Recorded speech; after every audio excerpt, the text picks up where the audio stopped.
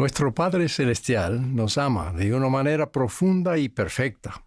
A causa de su amor, Él creó un plan de redención y felicidad, para brindarnos todas las oportunidades y los gozos que estemos dispuestos a recibir, incluido todo lo que Él tiene y es.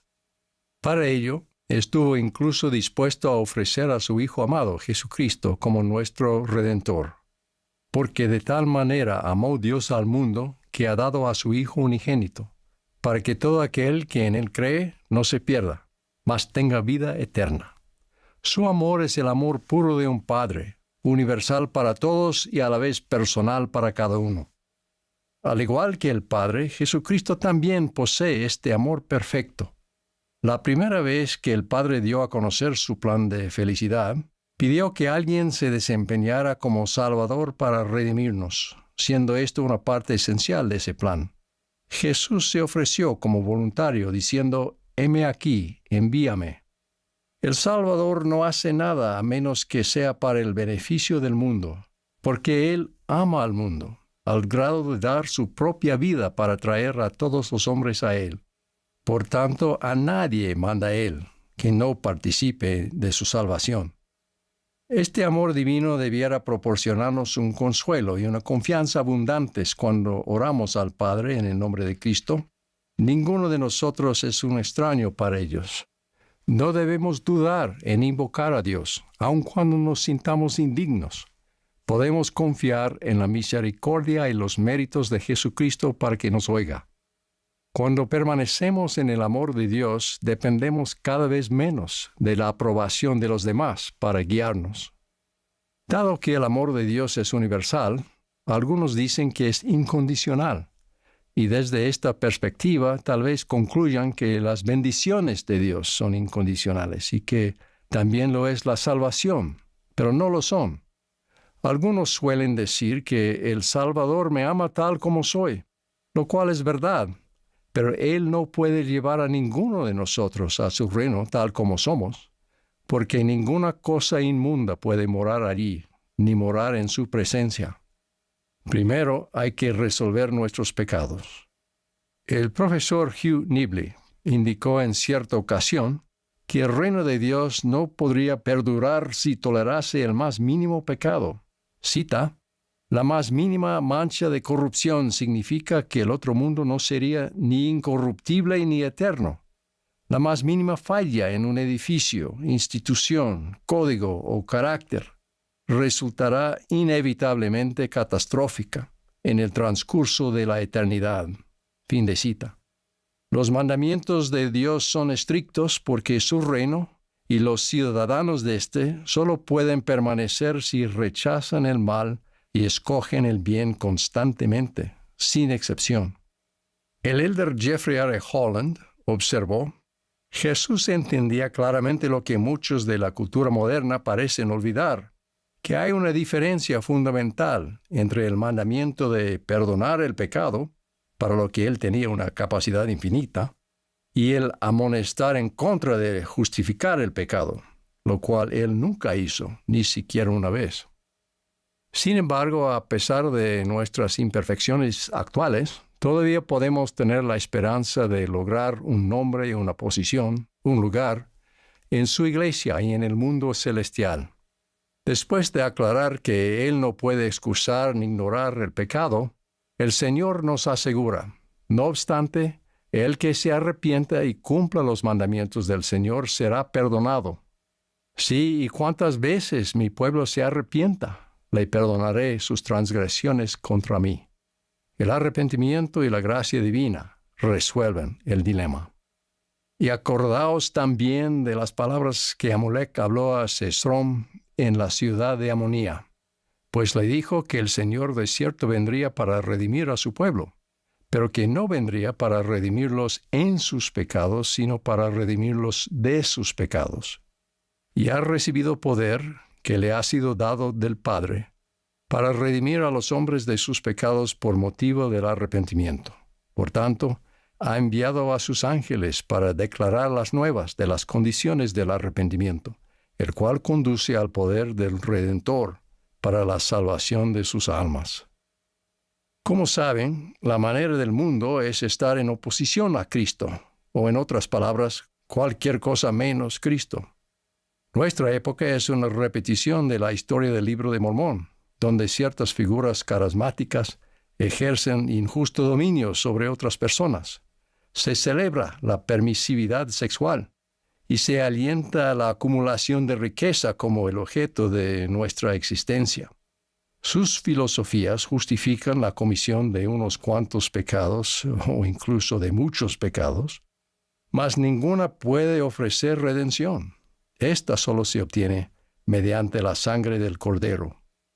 Lo mejor que pueden ofrecer los seguidores de la filosofía de cualquier cosa menos Cristo o cualquier cosa menos el arrepentimiento es la afirmación infundada de que el pecado no existe, o que, de existir, en última instancia carece de consecuencias. No creo que este argumento vaya a tener mucho peso en el juicio final. No debemos empeñarnos en la imposibilidad de procurar la justificación racional de nuestros pecados. Y, por otro lado, tampoco debemos empeñarnos en la imposibilidad de erradicar los efectos del pecado solo mediante nuestros propios méritos. Nuestra religión no es una religión de racionalización ni de perfeccionismo, sino una religión de redención por medio de Jesucristo. Mediante su expiación, nuestros pecados quedan clavados en su cruz y nosotros somos perdonados y purificados. Hace mucho tiempo que me ha impresionado y también he sentido el anhelante amor de los profetas de Dios cuando nos advierten en contra del pecado. No los motiva el deseo de condenar. Su verdadero deseo refleja el amor de Dios. De hecho, es el amor de Dios. Aman a aquellos a quienes son enviados, quienes quiera que sean y como sean. Al igual que el Señor, sus siervos no quieren que nadie padezca los dolores del pecado y las malas decisiones. Alma fue enviado a declarar el mensaje del arrepentimiento y la redención a un pueblo lleno de odio, que estaba dispuesto a perseguir, torturar y hasta matar a los creyentes en Cristo, incluido el propio Alma. Aún así, Él los amó y deseó su salvación. Después de declarar la expiación de Cristo al pueblo de Amonía, les suplicó: «Y ahora bien, hermanos míos, deseo desde lo más íntimo de mi corazón, sí con gran angustia, aun hasta el dolor, que escuchéis mis palabras y desechéis vuestros pecados, para que en el postrer día seáis enaltecidos y entréis en el reposo de Dios». Tal como lo expresó el presidente Russell M. Nelson, es precisamente porque nos importan tantísimo todos los hijos de Dios que proclamamos su verdad. El amor del Padre y del Hijo incluye expectativas. Cito de nuevo al presidente Nelson: «Las leyes de Dios están motivadas exclusivamente por su infinito amor por nosotros y su deseo de que lleguemos a ser todo lo que podemos llegar a ser. Debido a que ellos lo aman, no quieren dejarlo tal y como son. Debido a que ellos lo aman, quieren que usted se arrepienta, porque esa es la senda de la felicidad. Sin embargo, la decisión es suya. Ellos respetan su albedrío. Debe escoger amarlos, servirlos y guardar sus mandamientos. Así ellos podrán bendecirlo y amarlo a usted más abundantemente. Su expectativa principal es que nosotros también amemos. El que no ama no conoce a Dios, porque Dios es amor. Tal como Juan escribió: «Amados, si Dios así nos ha amado, también nosotros debemos amarnos unos a otros». Joy D. Jones, que fue presidenta general de la primaria, recuerda que cuando eran matrimonio joven, ella y su esposo fueron llamados a visitar y ministrar a una familia que hacía muchos años que no iba a la iglesia. Durante la primera visita se hizo patente que no eran bienvenidos. Tras la frustración causada por varios intentos fallidos de visitarlos y tras mucha oración sincera y reflexión, el hermano y la hermana Jones recibieron una respuesta al porqué de su servicio en este versículo de Doctrina y Convenios. Amarás al Señor tu Dios con todo tu corazón, alma, mente y fuerza, y en el nombre de Jesucristo lo servirás.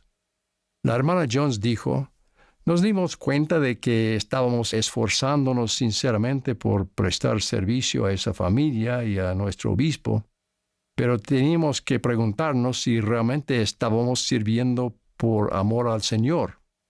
Comenzamos a esperar con anhelo nuestras visitas a esa familia por amor al Señor. Lo estábamos haciendo por Él. Él hizo que la lucha dejara de ser lucha. Después de muchos meses quedándonos en la puerta, la familia comenzó a dejarnos pasar. Con el tiempo comenzamos a orar juntos y a tener entrañables conversaciones sobre el Evangelio. Forjamos una amistad duradera. Al amar a sus hijos, estábamos adorándolo y amándolo a Él. Al reconocer que Dios nos ama de manera perfecta, podríamos preguntarnos, ¿cuán bien amo yo a Dios? ¿Puede Él depender de mi amor tal y como yo dependo del suyo? ¿No sería acaso una aspiración digna vivir de tal manera que Dios pueda amarnos no solo a pesar de nuestras fallas, sino también gracias a lo que estamos llegando a ser? Ah, si Él pudiera decir de ustedes y de mí lo que dijo, por ejemplo, de Hyrum Smith. Yo el Señor lo amo a causa de la integridad de su corazón. Recordemos la bondadosa admonición de Juan. Pues este es el amor a Dios, que guardemos sus mandamientos, y sus mandamientos no son gravosos. Ciertamente sus mandamientos no son gravosos, sino todo lo contrario. Señalan la senda que conduce a la sanación, la felicidad, la paz y el gozo. Nuestro Padre y nuestro Redentor nos han bendecido con mandamientos. Y cuando los obedecemos, sentimos su amor perfecto de manera más plena y profunda. He aquí la solución para estos tiempos tan incesantemente pendencieros. De la época dorada del Libro de Mormón, posterior al ministerio del Salvador, se dice que no había contenciones en la tierra, a causa del amor de Dios que moraba en el corazón del pueblo. Al esforzarnos por alcanzar Sión, recordamos la promesa de Apocalipsis. Bienaventurados los que guardan sus mandamientos, para que tengan derecho al árbol de la vida y para que entren en la ciudad santa por las puertas. Testifico de la realidad de nuestro Padre Celestial y de nuestro Redentor Jesucristo, así como del amor constante e imperecedero que ellos sienten por nosotros. En el nombre de Jesucristo. Amén.